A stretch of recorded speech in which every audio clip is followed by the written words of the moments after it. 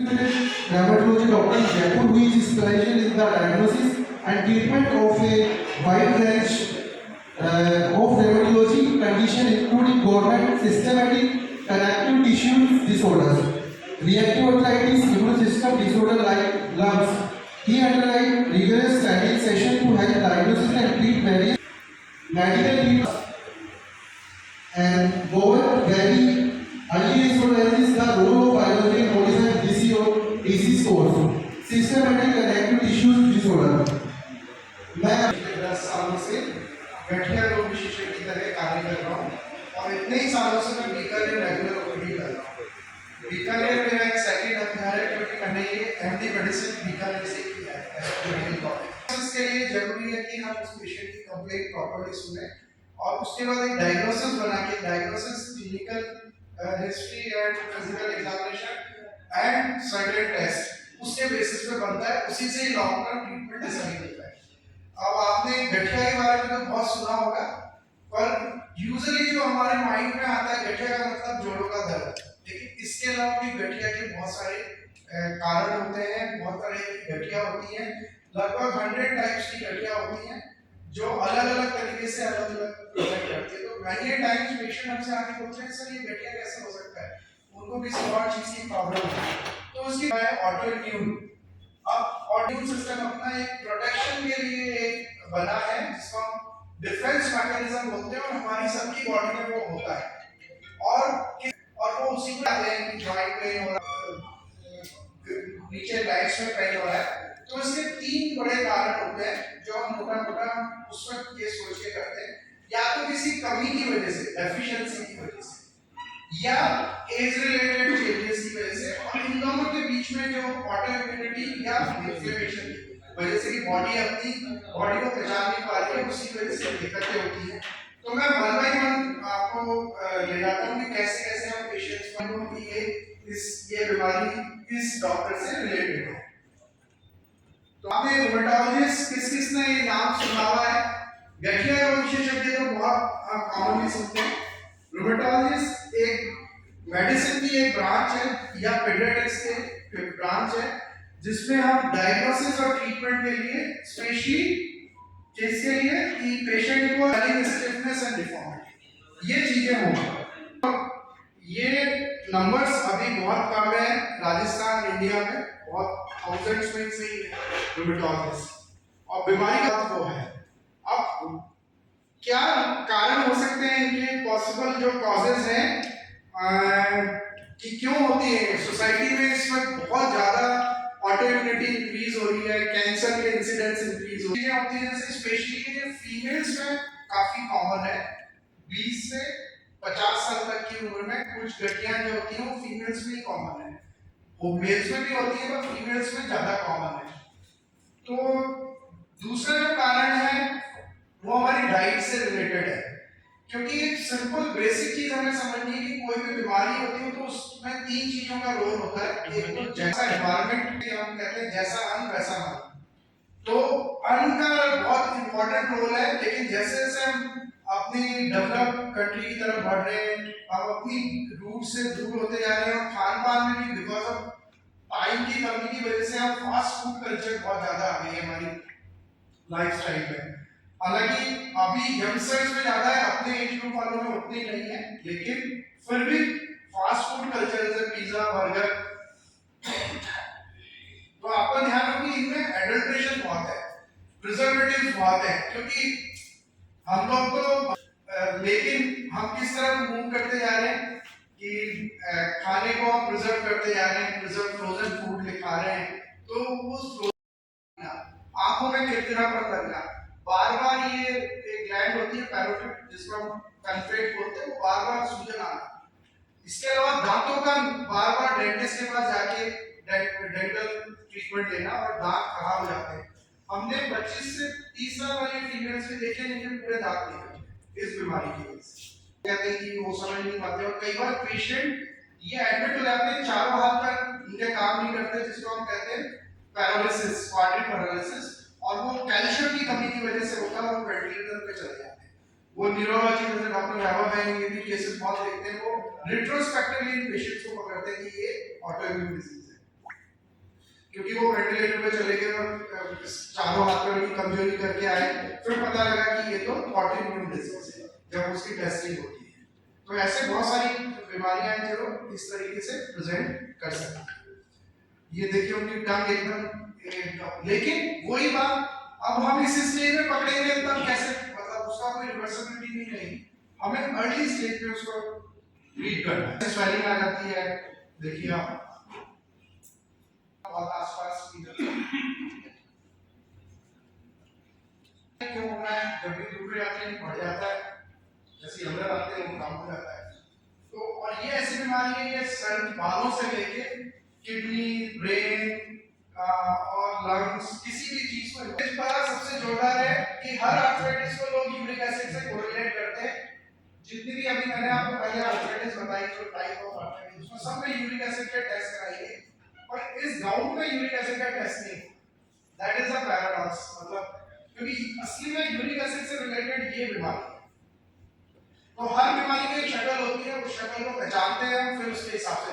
तो अगर किसी को यूरिक एसिड की प्रॉब्लम है, तो यूरिक एसिड वाली प्रॉब्लम में पैर के अंगूठे में सूजन आएगी, ऐसे अचानक 2-3 दिन रहेगी, फिर ठीक हो जाएगी, और बार-बार आएगी तो ये ऐसे गांठें बन जाएंगी, ऐसे गांठें बन जाएंगी।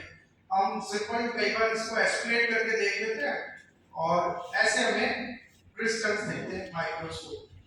तो ऐसे कई पेशेंट हैं जो हमारे गठिया, जो मैंने बताया रूमेटॉइड करके ट्रीट हो रहे होते हैं, जब उनका प्रोफाइल एस्पिरेट करते हैं तो पता लगता है।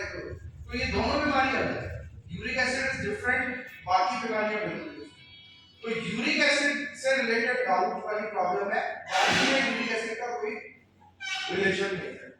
कमर की गठिया है, आप इसको गौर से देखिए कि पेशेंट सीधा खड़ा है, बिल्कुल सुबह से उठता है तब यहाँ दर्द होता है, कभी राइट बटन पे, कभी लेफ्ट बटन पे, और ये सालों निकाल देते हैं। वो सोचते हैं बेड खराब है, बिस्तर खराब है, सुबह उठते हैं तो ऐसा लगता है कि उठा लिया है, और करवट बदलने में दिक्कत है, लेकिन वो सोचते हैं बिस्तर चेंज करते रहते हैं। ये एक बड़ी कॉमन वो है, और हमारे पास पहुंचने में पेशेंट को 5 से 7 साल अभी है, पहले के टाइम में तो 10-10 साल लग जाते थे, और अगर आप देखें धीरे धीरे ही झुकते चले जाते हैं पेशेंट। आप सोचिए कि हम इस स्टेज में या इस स्टेज में इनको डायग्नोस करके क्या करेंगे, हमें तो यहाँ डायग्नोस करना है, जिससे कि इनको नहीं करें। तो ये मैं क्यों कह रहा हूँ, क्योंकि क्या होता है कि नॉलेज का जो मामला है वो नॉलेज रखने से नहीं है, उसकी एप्लीकेशन से। कैसे है, अगर आप इसको देखेंगे लेफ्ट से राइट से लेफ्ट, तो ये एक ह्यूमन इवोल्यूशन को दिखा रहा है कि ये भाई आदमी पहले बंदर था, बंदर से आदमी सीधा स्ट्रेट हो। तो अगर हम ह्यूमन हिस्ट्री को एक लाइन में अगर डिस्क्राइब करें, तो एप से लेके ऐप तक का सफर है पूरी ह्यूमन लाइफ। स्किन सोरियासिस, इसमें यूरिक एसिड भी बढ़ जाता है इस पेशेंट में, तो वो यूरिक एसिड की दवा लेते रहते हैं, जबकि पेशेंट को पता लगता है यहाँ पे स्कैल्प में सोरियासिस या कहीं पीछे सोरियासिस। हम हिस्ट्री लेते हैं कि कोई स्किन की, पेशेंट को भी नहीं पता होता है, वो सोचता है कि कोई स्किन की अलग दिक्कत है। ये कॉमन मिथ है, और पेशेंट को ये स्वेलिंग्स होती है, जैसे ये टो देखिए एकदम स्वेल अप हो गया, ऐसे अल्टीमेटली अगर हमने ट्रीट नहीं किया तो ऐसे आर्थराइटिस होता है। अब ये है, जैसा मैंने कहा कि 3 कारण होते हैं, एक तो ऑटोइम्यून का हमने डिस्कस कर लिया, ये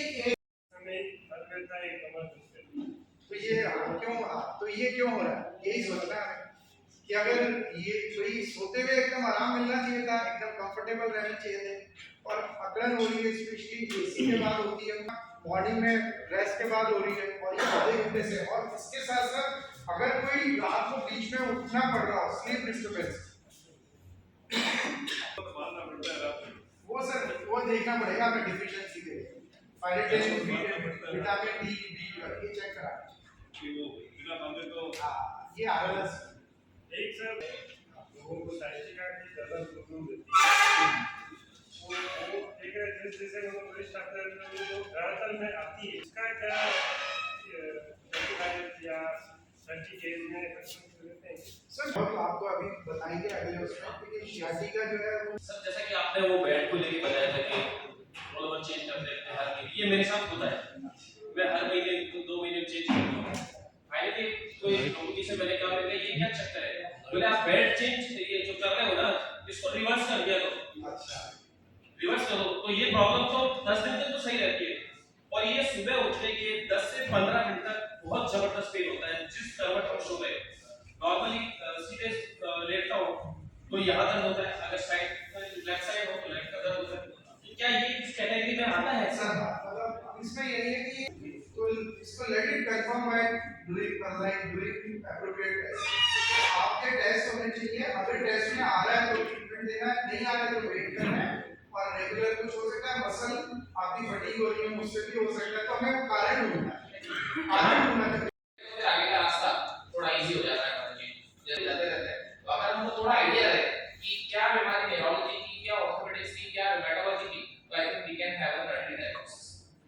मैं भी अपनी जो ओपीडी के सबसे कॉमन केसेस के साथ शुरू करता हूं। हेडेक हमारे न्यूरोलॉजी के अंदर सबसे कॉमनली हेडेक लोग लेके आते हैं। हेडेक्स आई थिंक सभी को कभी ना कभी हो रहे हैं, कोई ना कोई दवाई सबने ली भी रहती है। मैं जिस हेडेक की बात कर रहा हूं उसको माइग्रेन कहते हैं। माइग्रेन अगेन फीमेल्स में थोड़ा कॉमन है, माफी चाहूंगा यहाँ की सारी बीमारियां फीमेल्स में कॉमन वाली है, लेकिन फीमेल्स में अराउंड 15 to 25-35 इयर्स के बीच में इस तरह के single sided one sided headaches चालू होते हैं, एक side left side right side पीछे की तरफ, जिसमें वो बताते हैं कि अंदर से कुछ ऐसे चटके से चलता है, कुछ पल्सेटाइल सेंसेशन होती है, नौशिया उल्टी जैसा मन होता है या उल्टी हो जाती है, या लाइट और साउंड को बंद करने का मन करता है। कोई 10 बात मत करो उस टाइम पे, उनके हस्बैंड समझते हैं कि इस समय बहुत इरिटेबल रहते हैं पेशेंट्स। तो ये जो 3-4 कैरेक्टरिस्टिक है ये क्लासिक है माइग्रेन हेडेक। माइग्रेन ब्रेन के अंदर की बीमारी नहीं है, ये खोपड़ी के बाहर की बीमारी है, वेसल्स के कंस्ट्रक्शन की बीमारी है, वापस ठीक हो जाती है, फिर किसी दिन होती है। तो एपिसोड्स में होती है। शुरुआत में एपिसोड्स को हैंडल करना बहुत आसान होता है, ये छोटी सी सेरोडोन से, कॉम्बिफ्लाम से, एस्पिरिन से निकल जाता है। पेशेंट ज्यादा परेशान होता है अपने 30-35 की एज में जब वो दवाइयां काम नहीं करती। तो बेसिकली इसका इलाज लाइफस्टाइल चेंजेस ही है। माइग्रेन के अंदर हम कहते हैं कि अगर आप थोड़ा सा लाइट साउंड से थोड़ा बच के रहें, थोड़ा सा अपने खाने का शेड्यूल बराबर रखें, जितना लंबा दो खानों के बीच में गैप देंगे, अगर लंबे व्रत करते हैं या फलाहार भी नहीं कर पा रहे हैं, बहुत लंबे गैप्स हो रहे हैं मील्स में, वहां पे हेडेक्स के बहुत चांसेस हैं। नींद अगर ढंग से नहीं हो रही है 6-7 घंटे की, वहां पे हेडेक्स के बहुत चांसेस हैं। इमोशनल स्ट्रेस, सोच विचार, माथापच्ची, so all these things are common issues जिनको आप अपने लाइफस्टाइल चेंजेस से करेक्ट कर सकते हैं। दवाइयां भी इसमें पेन किलर ट्रीटमेंट नहीं है, पेन किलर तो एसओएस दी जाती है। हम कुछ प्रिवेंटिव ड्रग्स यूज करते हैं जो माइग्रेन में बहुत अच्छा और लंबा काम करते हैं। माइग्रेन के लेकिन पेशेंट्स बहुत वरीड होते हैं, लेकिन हम लोग बहुत ज्यादा वरीड नहीं होते हैं, क्योंकि इसमें आपका अंदर का स्कैन, ब्रेन, एमआरआई, सीटी सब नॉर्मल है।